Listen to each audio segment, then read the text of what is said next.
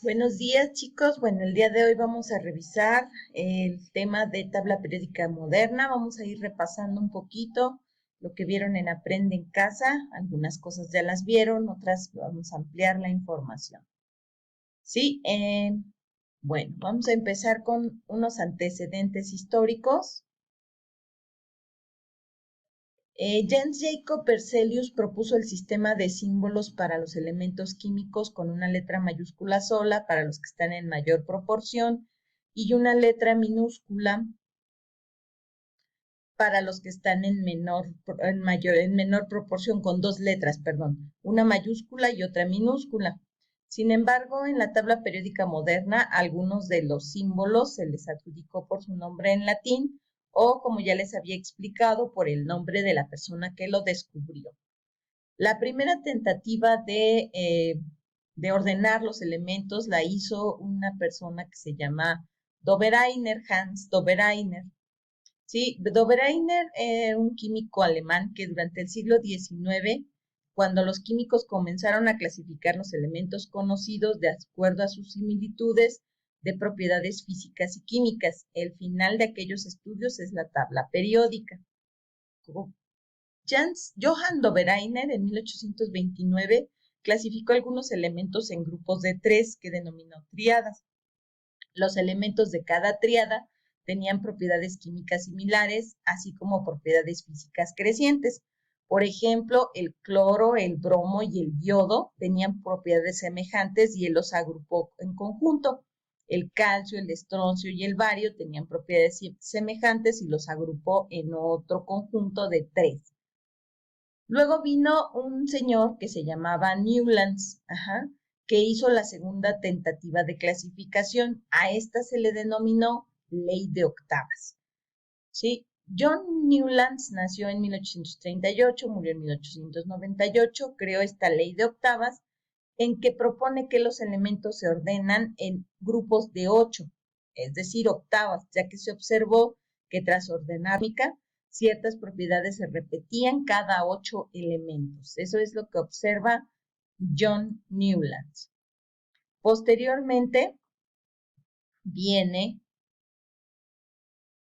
la tercera tentativa de clasificación, el sistema periódico de Mendeleev-Meyer, que ustedes ya lo vieron en Aprende en Casa, ya vieron cómo quedó. Sí, Dmitri Mendeleev, un químico alemán, propuso en 1869, publicó una tabla de los elementos organizada según la masa atómica de los mismos. También descubrió el elemento denominado mendelevio. Al mismo tiempo que Mendeleev, un químico inglés, Lothar Meyer, publicó su propia tabla periódica con los elementos ordenados de menor a mayor masa, lo cual coincidía con lo que Mendeleev había hecho. Tanto Mendeleev como Meyer ordenaron los elementos según masas atómicas. Ambos dejaron espacios vacíos donde deberían encajar algunos elementos entonces desconocidos.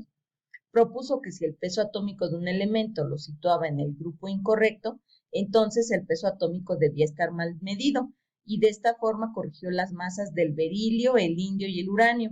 Estaba tan seguro de la validez de su tabla periódica que predijo las propiedades físicas de tres elementos que eran desconocidos, el escandio, el galio y el germanio.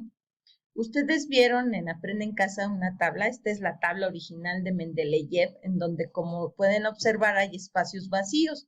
Por ejemplo, entre el calcio y el titanio está un guión. ¿Por qué? Porque todavía no se descubría ese elemento. Eso es lo que hizo Mendeleev. Dijo, aquí entre el calcio y el titanio tiene que haber un elemento más, porque no, si no, no coincidiría la tabla periódica. Y posteriormente se descubrieron estos elementos. Por ejemplo, el germanio, que estábamos mencionando hace rato, que fue un elemento que se buscó porque él hizo la conjetura de que existía un elemento con esa masa atómica. La cuarta tentativa de clasificación se le denomina sistema periódico. Lo ideó el químico Henry Moseley en 1887, de 1887 a 1915. En 1913 realiza esta tentativa de clasificación mediante estudios de rayos X. Determinó la carga nuclear, es decir, el número atómico de los elementos. reagrupó los elementos en orden creciente al número atómico y él dijo que existe en el átomo una cantidad fundamental que se incrementa en pasos regulares de un elemento a otro. Esta cantidad solo puede ser la carga del núcleo positivo central, es decir, la cantidad de electrones, de neutrones y protones que se encuentran dentro del núcleo. Y dio una tabla de 18 columnas o grupos y de 7 filas o periodos. Y también dictó la ley periódica de los elementos, que dice: los elementos y de sus compuestos son una función periódica del núcleo atómico. Es decir, él modifica un poquito la tabla de Mendeleev y Meyer, que iba en orden creciente a masas atómicas por el número atómico.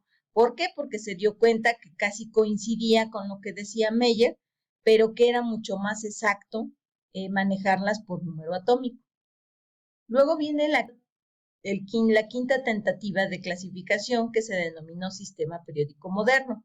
El químico o el científico Glynn Seaborg, 1912 a 1999, tras participar en el descubrimiento de 10 nuevos elementos en 1944, sacó 14 elementos de la estructura de la tabla periódica, proponiendo su actual ubicación debajo de la serie de los lantánidos, siendo desde entonces conocidos como los actínidos. ¿Qué pasa con estas divisiones de la tabla periódica? Bueno, la tabla divide, como ya lo vimos, en bloques, periodos y grupos.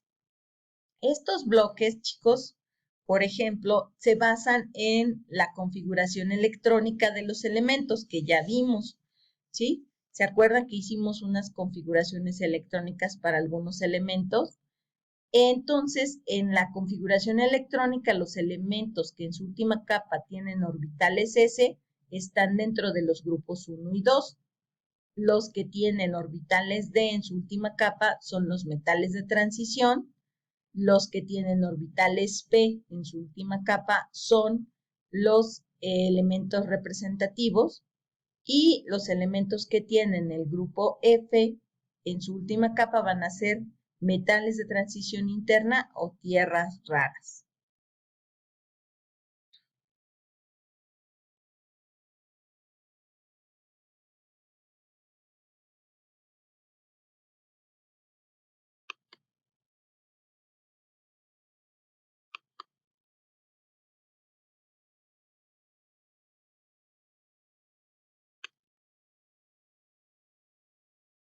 Bueno, les decía yo que Seaborg fue el que colocó el grupo de los lantánidos y los actínidos en la parte de abajo de la tabla periódica, y a eso se les denomina tierras raras, porque por su abundancia son difíciles de encontrar en la Tierra. Ajá, es decir, no son muy abundantes, que digamos.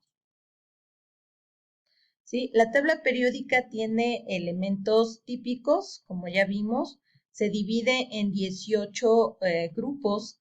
Si se fijan, los números que están acá arriba de cada uno representan los 18 grupos. Si ustedes verifican en su tabla periódica, algunos de los números en romano. Ajá. Los elementos del mismo grupo tienen la misma configuración electrónica en el último nivel energético. Ajá. A los metales de transición se les denomina familia B, todos los que están en naranja. ¿Por qué? Porque estos que están en naranja, bueno, que incluiría los que están en morado, ¿por qué estos son de la familia B? Porque no tienen un comportamiento específico, digámoslo así, o estandarizado dentro de las propiedades, de sus propiedades. Ajá. No así los elementos del grupo 1, 2, 3, 4, 5, 6, 7 y 8 en romano, que son bastante estándar o bastante parecidos en sus características, dependiendo del grupo al que pertenecen. Los periodos y grupos. Ya sabemos que los periodos se les llama las líneas horizontales en la tabla periódica. Se enumeran del 1 al 7. Los grupos y familias son las líneas verticales de la tabla periódica. Se enumeran del 1A al 8A en el bloque representativo, o serían el grupo 1, 2 y luego el grupo 13, 12, 13, 14, 15, 16, 17 y 18, dependiendo de la nomenclatura que usemos. Las familias se numeran del 1B al 8B romano. Cada grupo tiene su nombre propio, ¿sí? Por ejemplo, ¿sí? Vemos aquí los periodos, que son los renglones de la tabla periódica, y los grupos, que son las columnas de la tabla periódica, ¿sí? Estos grupos representativos tienen nombre, les decía ahorita, ¿sí? La familia 1A se llama familia de los metales alcalinos, la familia 2A de los metales alcalino-térreos, la familia 3A se llama familia de los térreos, la 4A se llama familia del carbono, la 5A se llama familia del nitrógeno, la 6A se llama familia del oxígeno o calcógenos, por ahí lo van a encontrar. La familia 7A se llama halógenos o familia del cloro y la familia 8A o grupo de los gases nobles o inertes. ¿Sí? Cada uno de estos, ¿por qué? Bueno, pues porque son grupos que son muy comunes en la naturaleza. Y vamos a empezar con el primero. Los metales alcalinos, su nombre lo dice, vienen de la palabra álcalis, que significa cenizas. Reaccionan con agua, forman hidróxidos, que son compuestos que antes se llamaban álcalis. Son metales blandos, se cortan con facilidad y son metales alcalinos de baja densidad. Son metales activos químicamente. Si se fijan, a estos pertenecen el litio, el sodio, el potasio, el rubidio, el cesio y el francio. No se encuentran en estado libre en la naturaleza, casi siempre se van a encontrar en compuestos. ¿Por qué? Porque son muy reactivos. Luego vienen los metales alcalino-térreos, que son de aspecto térreo, son metales de aspecto terroso. Sus densidades son bajas, pero algo más elevadas que la de los metales alcalinos. No existen en estado natural por ser demasiado activos y generalmente se presentan formando silicatos, carbonatos, cloruros y sulfatos. Son el grupo 2 de la tabla periódica y se les denomina metales alcalino-térreos. Pertenecen a este grupo el berilio, el magnesio, el calcio, el estroncio, el bario y el radio. Luego vienen los metales de transición, que todos son de la familia B de la tabla periódica. Todos los metales típicos poseen lustre metálico, son buenos conductores de calor y electricidad. Ejemplos muy comunes son, por ejemplo, el oro, la plata, el platino, el hierro, el zinc, el cobre, que tienen todas las características de los metales. Ajá. Luego vienen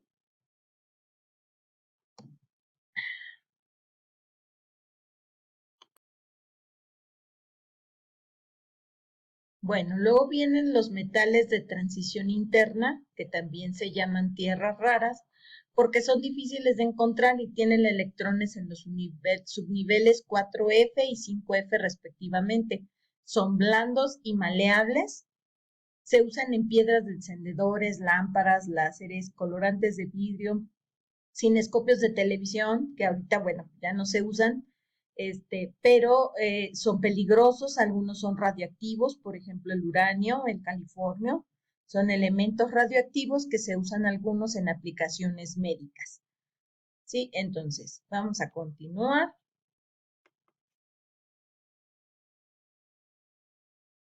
Con las características de las clases de los elementos. Bueno, los metales tienen características de conducir el calor con facilidad y la electricidad. Presentan brillo metálico, también pueden ser laminados o estirados formando alambres, propiedades que se conocen como maleabilidad y ductilidad. Por lo regular, a temperatura ambiente son sólidos, excepto el mercurio, el galio, el cesio y el francio. Al combinarse con los metales se den electrones, por lo que adquieren carga positiva.